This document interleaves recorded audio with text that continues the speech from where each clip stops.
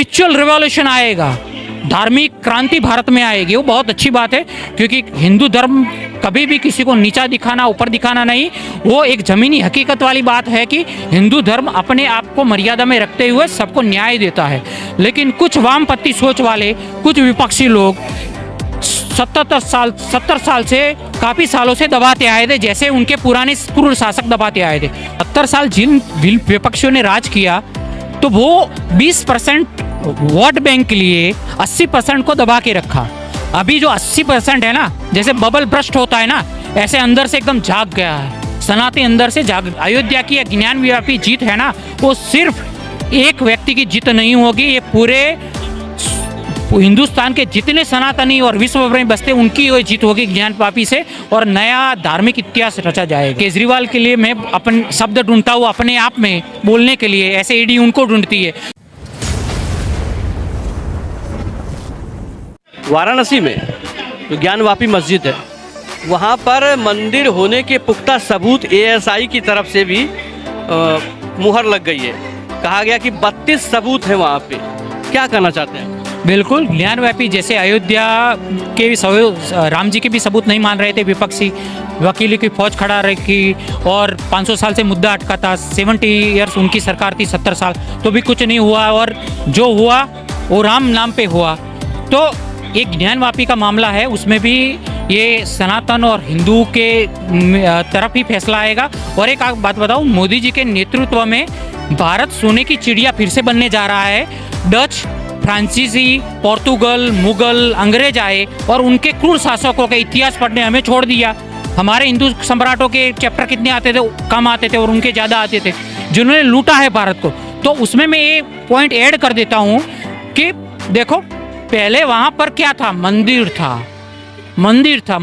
मस्जिद तो मंदिर को कैसे बोलते हैं उसको, एक वृक्ष होता है, उसको काट के दूसरा वृक्ष लगाया जाता है, तो एक रिनोवेट किया हुआ है। और हिंदू सनातनी धर्म आज तक तलवार की ताकत पे या कोई ललचा फुसला के कन्वर्जन का काम किया नहीं। वो आप इतिहास गवाह है, पूरा विश्व भर के जितने सनातनी जहाँ रहता है उनको पता है। तो हमारे इतिहास के साथ खिलवाड़ हुआ है, हमारे हिंदू सनातनी लोगों के साथ खिलवाड़ हुआ है, संस्कार के साथ हुआ है, संस्कृति के साथ हुआ है। तो एक ज्ञानवापी जब वापस आ जाएगी, मथुरा ज्ञानवापी वो जो मुद्दा चल रहा है, तो मुझे स्पिरिचुअल रिवॉल्यूशन आएगा, धार्मिक क्रांति भारत में आएगी। वो बहुत अच्छी बात है, क्योंकि हिंदू धर्म कभी भी किसी को नीचा दिखाना, ऊपर दिखाना नहीं। वो एक ज़मीनी हकीकत वाली बात है कि हिंदू धर्म अपने आप को मर्यादा में रखते हुए सबको न्याय देता है। लेकिन कुछ वामपंथी सोच वाले, कुछ विपक्षी लोग 70 साल से, काफ़ी सालों से दबाते आए थे, जैसे उनके पुराने क्रूर शासक दबाते आए थे। तो ज्ञानवापी का मुद्दा सनातनी हिंदू के तरफ में रहेगा, अपनी फेवर में रहेगा, और ये एक बहुत बड़ा स्पिरिचुअल रेवोल्यूशन इंडियन हिस्ट्री में होने जा रहा है। एक सवाल ये है कि जैसे ये एएसआई का फैसला आया कि वहाँ पर मंदिर होने के साक्ष्य मिले हैं, वैसे ही उसके दूसरे दिन से ज्ञानवापी में नमाज पढ़ने वाले लोगों की संख्या बढ़ गई और इस फैसले के विरोध की बात होने लगी। देखो, इसलिए तो 70 साल जिन विपक्षियों ने राज किया, तो वो 20% वोट बैंक के लिए 80% को दबा के रखा।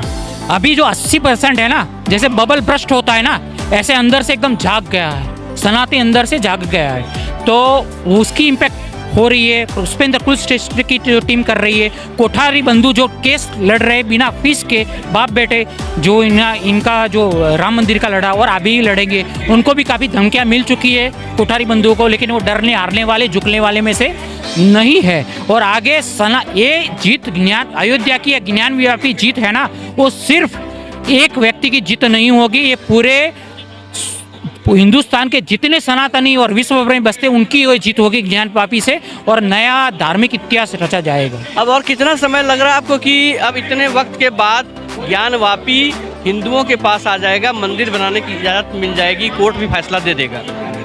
देखो, एक कोर्ट का प्रोसीजर रहता है। अब केजरीवाल के लिए मैं अपन शब्द ढूंढता हूँ अपने आप में बोलने के लिए, ऐसे ईडी उनको ढूंढती है। तो ईडी के हाथ में, दिल्ली में हाथ में नहीं आते, तो ये तो पेचीदा मामला है, थोड़ा कॉम्प्लेक्स वाला मामला है, तो टाइम लगेगा, लेकिन वो सनातनी के फेवर में ही रहेगा। उसका कारण chief justice of India CJI Chandrachud भी नहीं है, या सुप्रीम कोर्ट भी नहीं रहेगा, या मोदी जी। लेकिन एक सनातन की आस्था जुड़ी हुई है, राजनीति के साथ लोग, देशवासियों की उम्मीदें जुड़ी होती है, और धर्म के साथ देशवासियों की आस्था। तो जितने लोगों ने देशवासियों के साथ आस्था को ठेस पहुंचाया है देशवासियों की, उनकी आज देखो हालत क्या होने जा रही है, मुंह छुपते फिर रहे हैं। क्यों? क्योंकि सनातनी की आस्था पे ठोस पहुंचाई है पास्ट में, इसलिए उनका अभी कुछ बनने वाला नहीं है। और जैसे जनजाति प्रजाति टाइम टू टाइम लुप्त होते आए हैं, ऐसे विपक्षी टाइम टू टाइम लुप्त हो जाएंगे राजनीति में से। इसी बीच में क्या हुआ, जैसे ये राम मंदिर की प्राण प्रतिष्ठा होने वाला था, उससे पहले ही ओवैसी जैसे नेता मंदिर के खिलाफ बयान दे रहे थे और कह रहे थे कि यहाँ पर मस्जिद को तोड़ के किया गया, ये गलत किया गया। उन्हीं के बयान अब इधर भी आ रहे हैं। तो ऐसे में क्या देखते हैं कि कहाँ तक उनकी ये साजिश, जो नफरत फैलाने वाली साजिश है समाज में, वो सफल हो पाएगी? देखो, जितेंद्र आहवाड NCP के नेता हो, स्वामी प्रसाद मौर्य हो, और स्वामी प्रसाद का तो नाम हिंदू संस्कृति पे है, स्वामी प्रसाद, और बयानबाजी कंट्रपतियों वाली, बताओ ओवैसी तो जहर उगलता ही है। तो ये लोग सनातनी को ठेस पहुंचाने का काम कर रहे हैं, और मुझे लगता है आने वाले टाइम में भारत की जनता वोट के रूप में, मतों के रूप में दे देगी। और अभी सनातनी जाग गया है, संपूर्ण रूप से जाग गया है, और जो काम सनातनी के लिए पुष्पेंद्र कुलश्रेष्ठ जी जैसे काम कर रहे हैं, उनको हम दिल से धन्यवाद देते हैं। सनातनी जाग गया, उसका मतलब ये नहीं कट्टर हिंदू जाग गया है और किसी माइनॉरिटी को दबाना है, वो भी गलत है। लेकिन एक सनातनी आपके धर्म के प्रति, आपके देश के प्रति सबान हुए, वो तो आगे बढ़ेगा। क्योंकि एक राजनेता का, राजनीतिक पार्टी और राजनीतिक सियासतदान का कर्तव्य, दायित्व है कि पहले राष्ट्र, उसके बाद समाज, उसके बाद अपनी पार्टी, और चौथे में अपने निजी मसले। विपक्षियों का तो पहले अपने निजी मसले, उसके बाद राष्ट्र। तो जो राष्ट्र प्रथम, समाज प्रथम रहेगा, उसको ही जनता वोट देगी। और पुराने शासकों को भी कहाँ से कहाँ देश को ले गए वो भी देख लिया, और 14 के बाद हमारे जो रूलिंग पार्टी है कहाँ से कहाँ, किस तरक्कियों पे, किस आर्थिक तरक्कियों पे, किस ऊंचाइयों पे देश को ले गया, प्रसिद्धि बढ़ाई, मान बढ़ाए, इज्जत बढ़ाए पूरे विश्व भर में, वो भी जनता ने देख लिया है। इसलिए जनता अभी ड्यूअल पॉलिसी के साथ वोट नहीं करेगी। मुझे तो ऐसा लग रहा है कि एक आपने शेर सुना होगा, कश्मीर मांगे तो चीर देंगे, दूध मांगे तो खीर देंगे, कश्मीर मांगे तो चीर देंगे।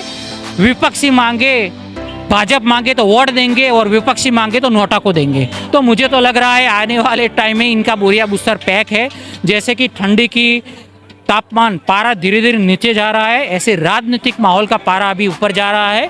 और 24 इलेक्शन के पहले तो काफ़ी तितर बितर हो जाएंगे इंडी गठबंधन में। और राहुल गांधी की न्याय यात्रा खत्म होते होते मुझे तो लग रहा है वो शायद यूरोप में कोई football, Manchester United football lover है, वो मैच के तो देखने चले जाएंगे। मुझे तो लग रहा है कि नीतीश जी से राहुल जी थोड़ा सीख लो राजनीति, तो पता तो चले राजनीति का किस दिशा में रुख कर रही है। जिस राजनेता राजनीति का रुख नहीं पहचान पाता है, वो राजनेता राजनीति में टिकने के लायक नहीं है, और जनता भी उसको टिकाएगी नहीं। पहले क्या बोल रहे थे सारे विपक्षी कि न्योता नहीं मिल रहा है, न्योता मिलने के बाद वो क्या बोले, नहीं गए। तो जैसे उन्होंने राम जी भगवान का 22 प्राण प्रतिष्ठा जनवरी को न्योता ठुकराया है, लोकसभा चुनाव में जनता भी उनको ऐसे ही ठुकराने वाली है। बहुत धन्यवाद सर।